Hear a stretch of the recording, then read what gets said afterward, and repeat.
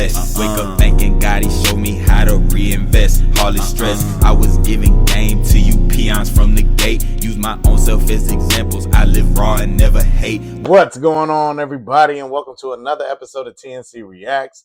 Typically, this is a Wednesday wonder, but this one is story time, a loveless marriage. Now, the reason I'm talking about this is because I was actually asked to tell this story. Now, can't give any names, but I can give you the story. I'll make it pretty short and simple, but the way it goes is that dude was married to his wife for about 25 years. And the marriage was seeming to go pretty good. They had a couple kids together. And around the 19th year, his wife looks at him and says, I am no longer attracted to you. NANI?! I can't see myself being involved with you in the bedroom for intercourse ever again. What the fuck is going on here? And he acquiesced to it. He just gave up and said, all right, fine, okay. And I had to ask him why. I was like, why would you accept something like that instead of getting divorced? He was like, well, I had to be realistic. My kids were not 18. So if I wanted to divorce, it would be costly to myself. So in other words, or layman's terms, it is cheaper to keep her. And for 6 years, mind you, I said 25 years, and the 19th year, this is when she comes to him with it. So he has to make a decision of dealing with it. So she decides to start doing her own thing, seeing what it's about, handling business. And sometimes she would come home after partying, kicking it, cheating on him. She would let him know, I cheated on you. But how would she let him know? She would proceed to go downtown until he finished, and then would ask, why isn't your load the same size as the guy I just got finished with?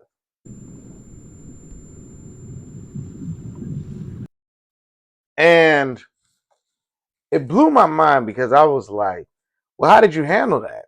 To be told something like that. He was like, man, I just had to bite down and bear it. And I was like, okay, in those last 6 years, how often were she even wanting to be intimate with you? It was like once a year.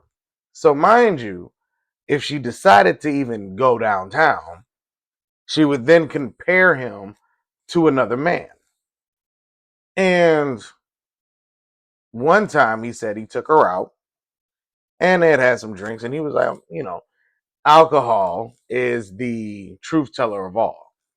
And in the conversation, she was like, I would rather kiss every guy in this bar before I ever kiss you. Cancel that bitch.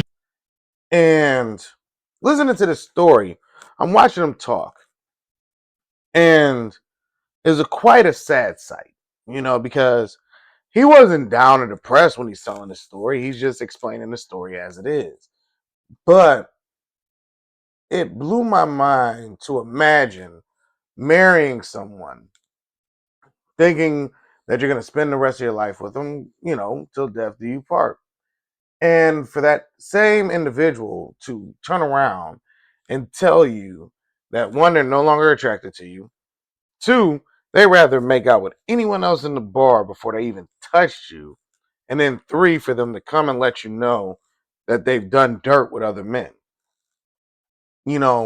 I commend people that have the fortitude to deal with that.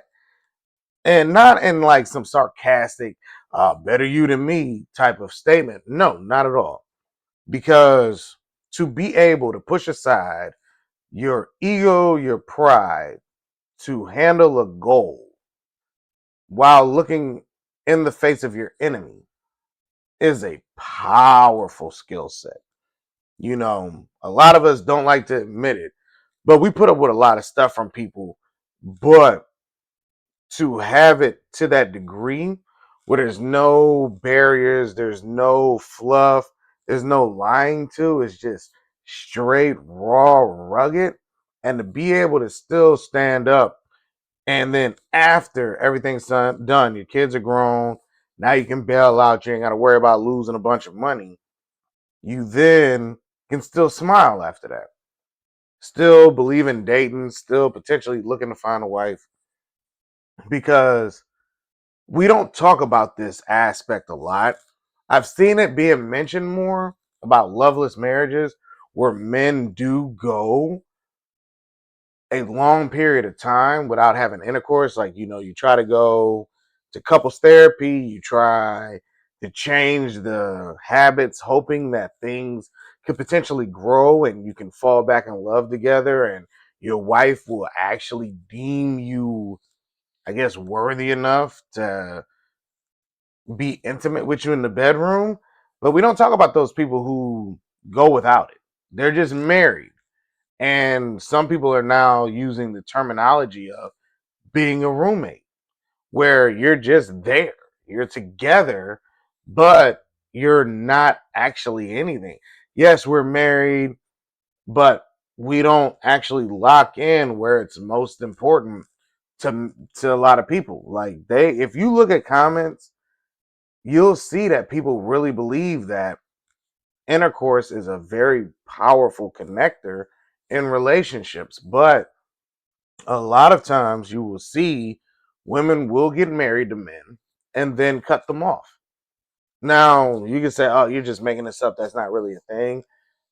I know a couple of people who've been married and have conversations with them. Some said, I'm lucky enough to get it once a month.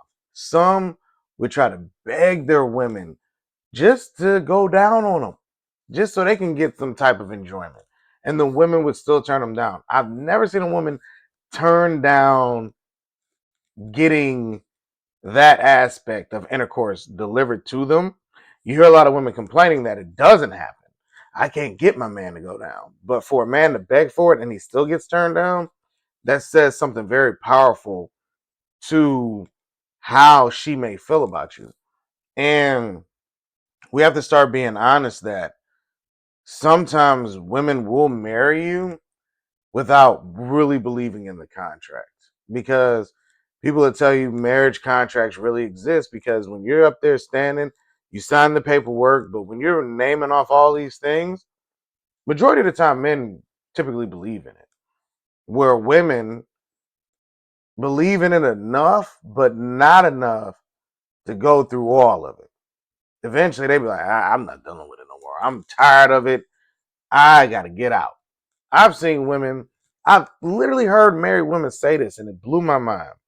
The men would be overseas working, and they might only come back maybe 3, 4 times a year, but they're bringing in the bacon. I'm talking about 6 figures, bringing it in. They'd be like, oh, I be missing my husband, but as soon as he come back, I'm ready for him to go, because he's messed up my whole flow. Imagine not seeing somebody that you've been married to gone for months, and then they come back and you're complaining. You should be in the moment. This should be like dating like you were in high school, where you're just happy to see that person, because this is the person that you took on their last name, you probably had kids with, and you're just happy to see that person. But that's not reality anymore. When you hear women talk today, it's not as happy. They dread, they loathe their husbands in the newer ages. I'll say anywhere from 50 down, unless you meet those people who are like, I love my husband. But because of the divorce rates, you are seeing and listening to women really talk down on the men that they're with. And when you try to ask them, well, what made you want to get married to him? What was the thing? It's very surface level. When men talk about it, I love that woman. I know that was a woman I'm going to grow old with. I never hear that from women. And that's a scary sight. That's why not only is divorce rates high, but also the marriage rates are dropping. Because men really want to be one and done. They want to marry one woman and just do all of it and then go to the dirt.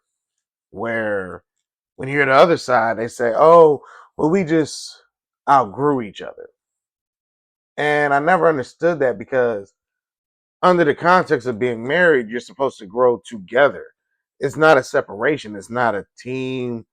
You're supposed to become one. Team means more than one person. And in a marriage, per what I came to understand, it's supposed to be you become one. You are one person. So y'all are supposed to work together, rock together, do everything together, grow together. Because at the end of the day, when it's all said and done, it's supposed to be y'all two when it's time to go. Somebody may go before the other, and that does happen a lot, but it should still be that unit until that happens.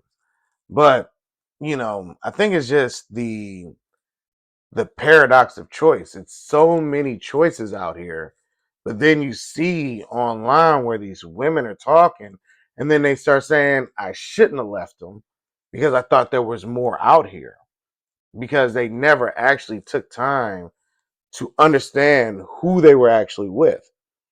They decided these are the things I want to do, and he needs to do them. And if he doesn't, then he's not for me. But you already married him. Y'all are supposed to blend. Y'all supposed to actually become and enjoy each other's interest and make that work together.